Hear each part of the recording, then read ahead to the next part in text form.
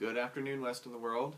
It is Tuesday, March the 1st, and in class in recent days, we have been introducing the themes of late 18th and 19th century revolutions, starting with the Industrial Revolution and then continuing through the period of the Atlantic Revolutions. I didn't get a separate video made on the Industrial Revolution last week, but I don't really want to try to tackle that here as well. I want to focus instead on the era of the Atlantic revolutions, and perhaps use it as an opportunity to foreshadow Thursday's discussion on inhuman traffic. And then at the end of this video, I am going to make a few points about pet peeves of mine in this paper, things that you might want to avoid.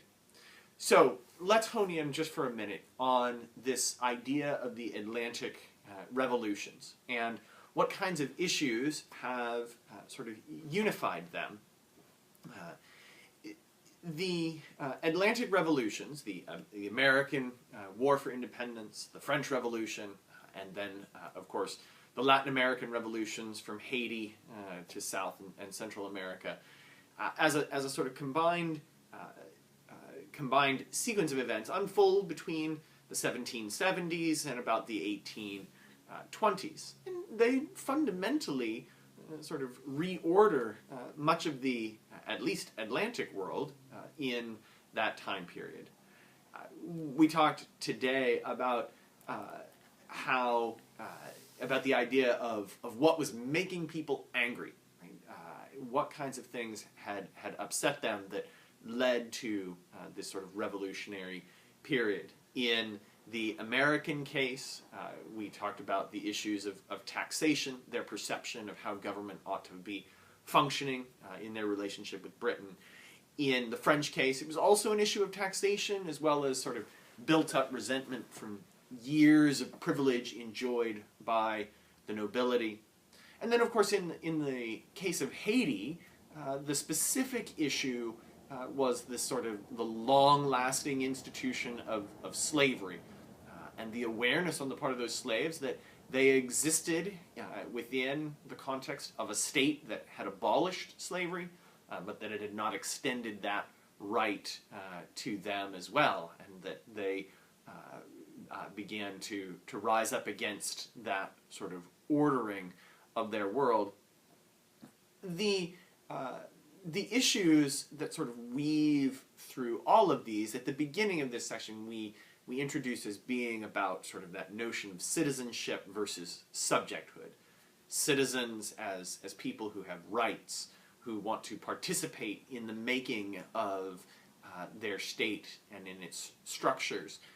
And that theme, of course, can be found in all of these. The demands for liberty, the idea of equality as a crucial idea that's articulated in documents like the American Declaration of Independence, right? That all men are created equal, that they are endowed with these inalienable rights.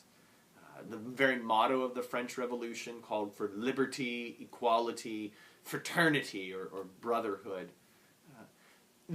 Of course, the situation in Haiti also sort of points in this same direction towards raising more clearly what equality ought to look like in these circumstances, and set in motion many of the events, of course, that trickle into inhuman traffic. And so all of these things we've said are in many ways a byproduct of the Enlightenment age, where these expectations, new expectations of what government should look like, are beginning to unfold. And as you are writing your responses to your own reading of Inhuman Traffic, I hope that you keep that in mind. You may also, of course, find it useful to think a little bit about the Industrial Revolution, and we'll come back around to that after we discuss the book. But of course, as Britain is working its way through this abolitionist period, we need to be mindful of the fact that it is also an industrial power, that it is also facing these new developments in its economy and asking ourselves, how does that sort of affect their relationship with slave trading nations in West Africa and elsewhere? All of this is going to be sort of the center point of our discussion, because of course the issues of the abolition of the slave trade speak very clearly to all of these attitudes and the values that lie behind them. How can a society like America in the 18th century, that claimed to value equality of all men and the notion of inalienable rights, how did it reconcile itself to an institution like slavery? So, all of that, I hope, will be coming up for you and be in your mind as you write your papers. We'll also be talking about it in class on Thursday. But just before I go, I did want to mention a few things that tend to happen in these papers and that you might want to be extra cautious about as you're writing.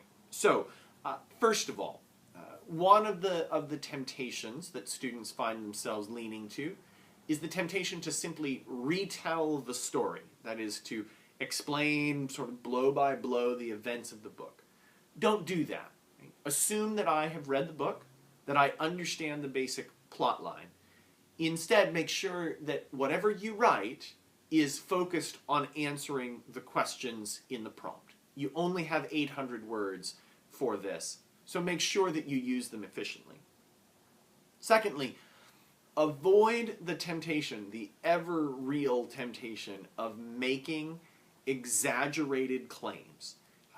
There's a decided tendency to want to say that so-and-so changed their world, or to make sort of big dramatic statements to try to prove that this subject somehow matters. And obviously, in the big picture sense, the movement toward the abolition of the slave trade and then the institution of slavery did fundamentally change the world in the long run.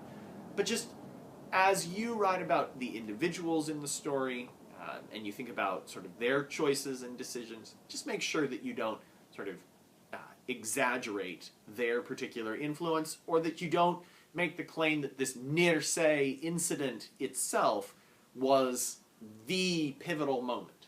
It exemplifies the moment, but it isn't necessarily the pivot on which things turn. Number 3, this book contains within it a lot of narrative about peoples of African descent, and some of them do end up in the Americas. It is not, however, often going to be the case that you are going to want to use the term African American. And this happens with surprising frequency in student papers. I think it's just almost a force of habit. But if you do find yourself writing about peoples of African descent, make sure that you describe them accurately, and that you don't characterize them as African Americans if, as would most likely be the case, they are not. Lastly, just be careful not to refer to this book as a graphic novel. Students often do this, but a novel implies a work of fiction, and that's not what's happening here. It is a story, but it is not necessarily, it wouldn't really be appropriate to refer to it as a novel. It is not a work of fiction.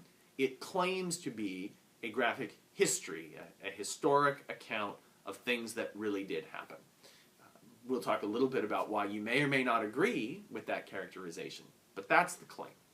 So, if you can keep those things in mind, I think you'll find yourself in good shape.